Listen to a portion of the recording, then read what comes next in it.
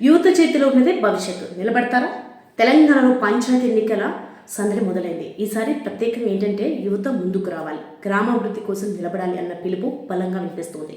నాయకులు, రాజకీయ పెద్దలు కాకుండా ఇప్పుడు గ్రామంలో నిజంగా పనిచేసేవారు, సమస్యలు తెలిసిన వారు యువతే ముందుకు రావాలని ప్రజలు కోరుతున్నారు.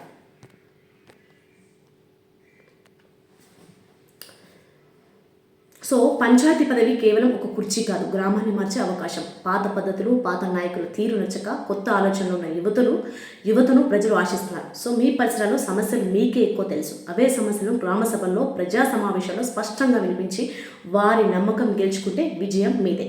స్వచ్ఛత, సంక్షేమం, గ్రామ అభివృద్ధి ఇవన్నీ మీ చేతిలో ఉన్న మాటే. సో ఇప్పుడు యువత రంగంలోకి దిగితే గ్రామాలు మారిపోవడం ఖాయం. So all the best. ప్రతి ఒక్క యూత్ కూడా ఈ సర్పంచ్ ఎన్నికల్లో పోటీ చేయవలసిందిగా కోరుతున్నాం. అండ్ ఈ సర్పంచ్ ఎన్నికల సంబంధించి మీరేమనుకుంటున్నారో కామెంట్ రూపంలో తెలియజేయండి. యూత్ రావాలా వద్దని చెప్పేసి చాలామంది యూత్ రావాలని కోరుకుంటున్నారు. సో ఈ సర్పంచ్ ఎలక్షన్కి సంబంధించి మెయిన్గా యూత్కి సంబంధించి మీరేమనుకుంటున్నారో కామెంట్ రూపంలో తెలియజేయండి.